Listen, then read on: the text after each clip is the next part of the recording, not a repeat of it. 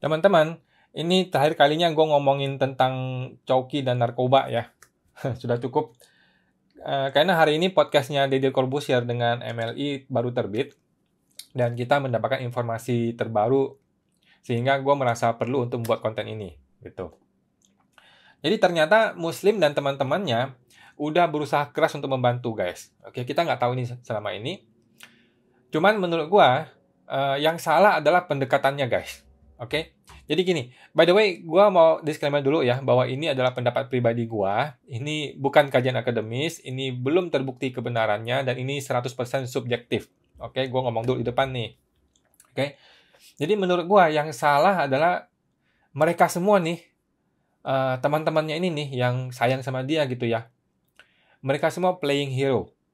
Oke, berusaha menjadi pahlawan untuk menyelesaikan permasalahan orang yang mereka sayangi.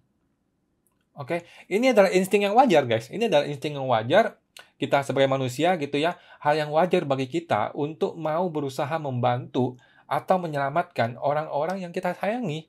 Itu hal yang wajar sekali gitu loh. Supaya dia tuh bisa sembuh dari sakitnya. Oke. Problemnya adalah kita nih bukanlah seorang profesional, guys. Gua seorang sarjana accounting gitu.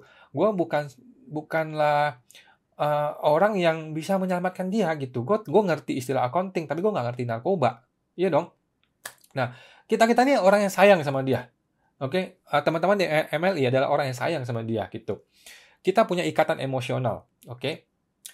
Tapi kita tidak punya pengetahuan ataupun keahlian yang dibutuhkan nih untuk menyembuhkan seorang pengguna narkoba.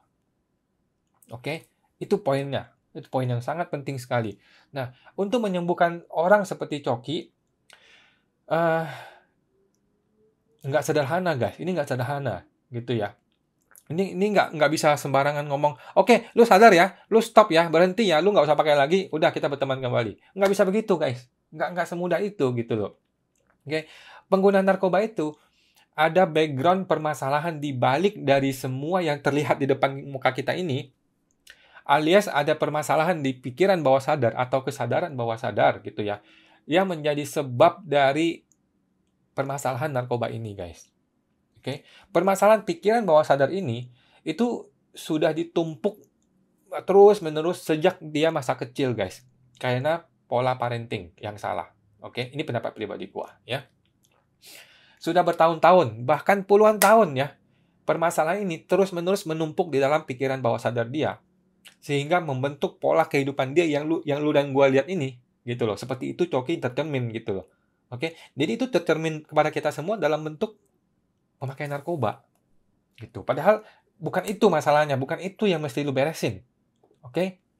Nah, seorang profesional gitu ya, apakah dia seorang psikolog atau seorang hipnoterapis gitu ya. Mereka itu adalah orang yang sudah terlatih secara profesional. Oke, secara akademis, mereka mengabdikan hidup mereka itu untuk mempelajari pikiran manusia. Oke, dan mereka telah dilengkapi dengan seperangkat alat-alat maupun metode-metode yang bisa dipakai untuk menyembuhkan orang pada level pikiran bawah sadarnya, guys. Oke, pada level pikiran, bukan menyembuhkan perilaku yang di depan kelihatan di depan kita ini gitu loh, guys. Oke, nah sehingga itu bisa diberesin. Yang diberesin itu apa? Yaitu back end-nya. Oke, kalau lu orang komputer lu tahu apa itu back end atau front end. Jadi yang diberesin itu adalah back end-nya, guys. Latar belakangnya, bukan front end-nya, bukan yang terlihat di depan mata kita. Itu, guys. Oke, nah, jika back end-nya sudah bisa diberesin, otomatis front end-nya juga akan beres, guys. Oke, inilah prinsip dalam psikologi yang orang-orang biasa seperti lu dan gua itu tidak paham. Gitu. Kita tidak paham, kita tidak mengerti hal ini, dan kita ini terus disibukkan dengan upaya-upaya menyembuhkan perilaku front end-nya, perilaku yang ada di depan kita gitu loh. Dan ketika orang itu nggak bisa sembuh-sembuh nih, kita bingung, ya kita menyalahkan si pelakunya. Gitu. Karena kita tidak dibekali dengan berbagai pengetahuan ataupun sumber daya untuk memahami bagaimana permasalahan yang sesungguhnya di balik ini semua, guys. Oke, itu pendapat gua.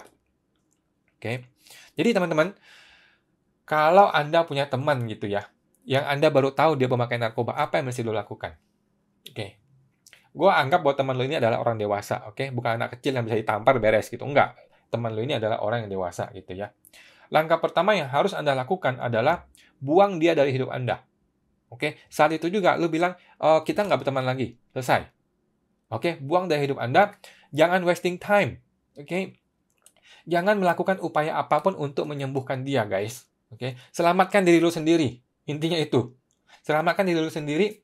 Dia adalah orang dewasa yang udah di atas umur KTP gitu ya, yang mampu membuat keputusan-keputusan penting dalam hidupnya, dan dia harus dan mampu dan mau bertanggung jawab atas perilaku hidup dia sendiri. That's all. You move on. Lu move on dengan teman yang lain. Oke? Tapi kalau dia minta bantuan Anda, seperti kasusnya Coki, sepemahaman gue dia berusaha meminta bantuan teman-temannya, atau dia curhat gitu ya. Nah, hal pertama yang harus lo lakukan gitu ya. Hal pertama yang tidak seharusnya lo lakukan adalah berusaha menyembuhkan dengan cara lo sendiri. Oke? Nah, hal pertama yang harus lo lakukan adalah, dan ini hal satu-satunya guys, ini hal satu-satunya yang harus lo lakukan adalah mereferensikan dia, membawa dia kepada seorang profesional. Apakah itu seorang psikolog atau seorang hipnoterapis, atau kalau gejalanya sudah berpengaruh ke fisik, boleh ke psikiater, seperti yang sudah dilakukan oleh Coki dan teman-temannya. Oke? Nah, bawa dia ke seorang profesional ini dan biarkan prosesnya berjalan. Gitu loh. Oke? Tapi hal yang paling buruk yang bisa Anda lakukan adalah berusaha menyembuhkannya dengan cara Anda sendiri. It's a nightmare. It's wrong. Gitu loh. Oke? Stop playing hero, guys. Kalau lu memang bisa bantu gitu ya, secara keuangan gitu ya, lu bantu aja bayar psikolognya, karena ini prosesnya nggak instan. Ini prosesnya bisa berbulan-bulan, bahkan bertahun-tahun. It's a long term game gitu ya. Karena lu mau menyembuhkan perilaku yang nggak kelihatan di mata. Oke, ini adalah permasalahan jangka panjang yang harus disembuhkan dengan cara jangka panjang juga. Oke guys, gitu. Biayanya juga besar gitu ya. Nah, kita dengar di podcastnya Deddy Corbuzier dengan MLI, mereka ini adalah teman yang baik, guys. Mereka adalah teman yang baik. Mereka sudah melakukan berbagai upaya gitu ya. Upaya yang mereka lakukan seperti mengekang dia, menempel dia, dipantau terus aktivitasnya, keuangannya dipegang oleh tim, medsosnya dipegang oleh tim, dikelola oleh tim gitu ya. Dan didampingi dengan pendeta gitu ya. Pokoknya seolah-olah dia ini pesakitan yang harus disembuhkan dengan berbagai cara gitu ya. Coba lu bayangkan guys, kalau lu jadi si Coki, apakah lu akan bisa sembuh dengan cara seperti itu, guys? Keuangan lu dikelola, media sosial dikelola, disuruh tes urin terus, dideketin terus, didatangin pendeta dan sebagainya. Apakah lu bisa sembuh? Coba lu pikirkan gitu loh. Pakai akal sehat lu gitu.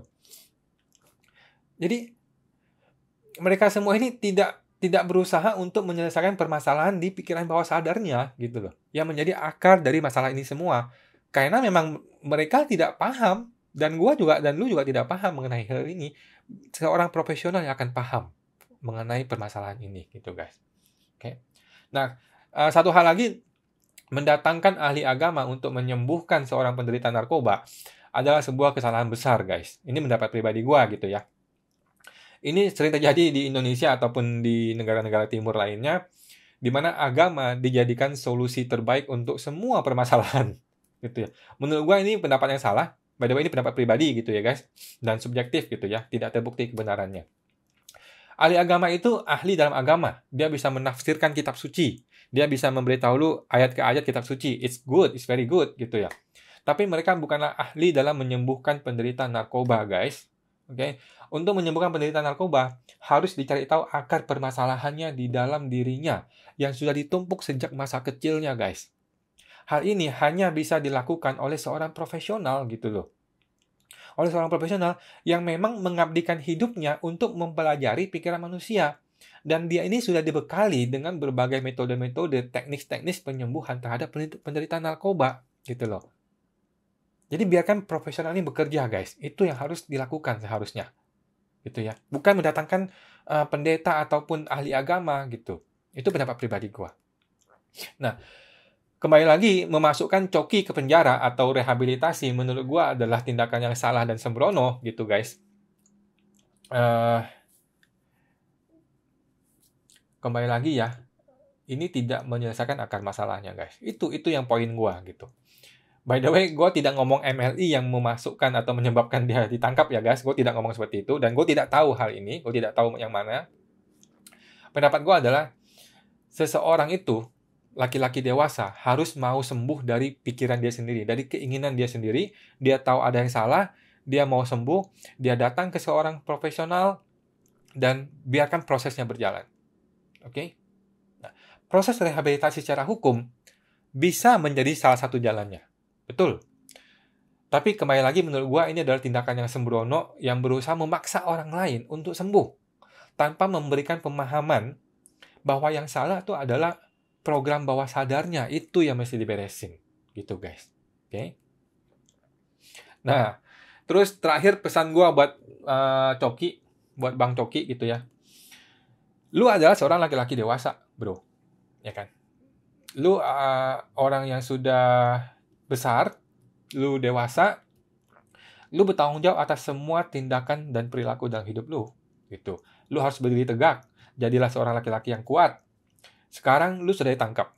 Terimalah itu sebagai sebuah kenyataan, gitu. Ambil tanggung jawabnya, bersedialah bertanggung jawab atas tindakan dan perilaku yang telah lu lakukan dalam hidup lu, salah satunya memakai narkoba ini. Jangan salahin siapa-siapa, milikilah keinginan yang sangat besar nih ya, dalam diri lu, untuk menyembuhkan diri lu sendiri. Oke, untuk terbebas dari narkoba ini. Walaupun lu belum tahu caranya, tapi milikilah dulu keinginan itu. Mudah-mudahan dalam program rehabilitasi itu, atau suatu hari lu ketemu seorang profesional yang lain, yang cocok gitu ya, sehingga lu bisa sembuh. Dan lu tidak pakai narkoba lagi. Oke, gitu.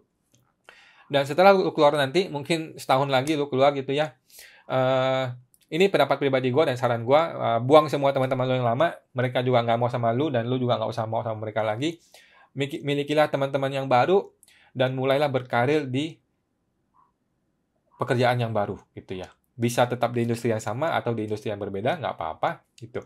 Tapi jangan lagi berteman sama orang-orang yang sudah terbukti tidak membawa lu ke jalan yang benar. Oke, walaupun mereka tidak menjerumuskan lu, gitu. Oke, lu harus memulai proses perjalanan yang baru bersama orang yang baru, gitu. It's good, gitu. Ini hal yang baik, gitu. Kali ini nih, this time, pastikan lu punya teman yang tepat. Oke, gue sudah membahas mengenai teman di video yang lain. Kali ini pastikan lu nih ya, atau pikiran lu adalah pemimpin bagi tubuh lu sendiri. Oke, jangan biarkan tubuh lu menguasai pikiran lu. Oke, that's the point.